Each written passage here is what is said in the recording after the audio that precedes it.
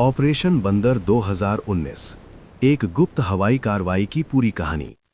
फरवरी 2019 में भारत और पाकिस्तान के बीच तनाव अपने चरम पर था। 14 फरवरी 2019 को जम्मू कश्मीर के पुलवामा में हुए आतंकी हमले ने पूरे देश को झकझोर दिया।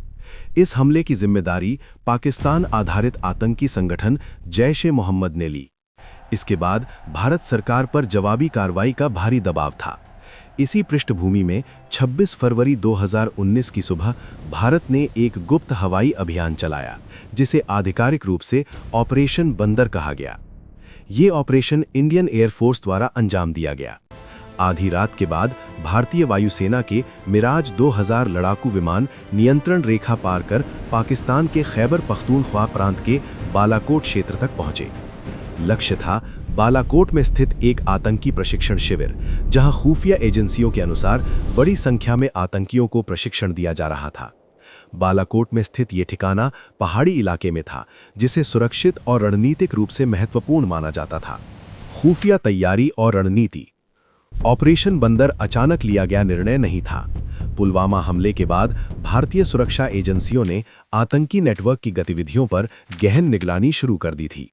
सैटेलाइट इमेजरी, सिग्नल इंटेलिजेंस और अन्य स्रोतों से मिली जानकारी के आधार पर लक्ष्य का चयन किया गया।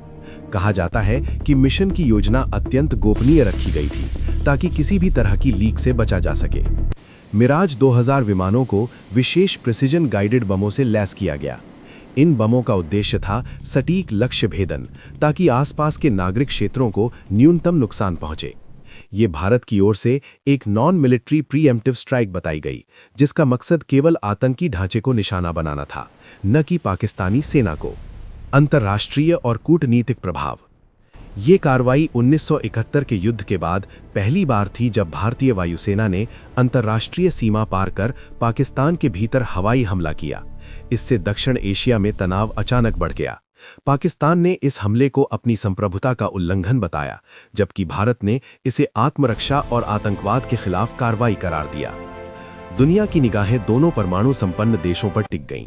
अमेरिका, चीन और अन्य प्रमुख शक्तियों ने संयम बरतने की अपील की। संयुक्त राष्ट्र ने भी स्थिति पर चिंता व्यक्त की। इस बीच भारत में इसे निर्णायक और साहसिक कदम के रूप में प्रस्तुत किया गया, जिसने आतंकवाद के खिलाफ नई नीति का संकेत दिया। 27 फरवरी हवाई टकराव। ऑपरेशन बंदर के अगले दिन 27 फरवरी 2019 को पाकिस्तान ने जवाबी कार्रवाई की कोशिश की। पाकिस्तान एयरफोर्स के लड़ाकू विमान नियंत्रण रेखा के पास सक्रिय हुए। इस दौरान भारतीय और पाकिस्तानी विमानों के बीच हवाई मुठभेड़ हुई। इसी मुठभेड़ में भारतीय वायुसेना के विंग कमांडर अभिनंदन वर्धमान का MiG-21 विमान गिर गया और वे पाकिस्तान के कब्जे में चले गए। उनकी गिरफ्तारी ने स्थिति को और संवेदनशील बना दिया। भारत ने उनकी सुरक्षित वापसी की मांग की। अंतर्राष्ट्रीय दबाव और बढ़ते तनाव के बीच पाकिस्तान ने 1 मार्च 2019 को उन्हें रिहा कर दिया, जिसे कूटनीतिक जीत के रूप में देखा गया।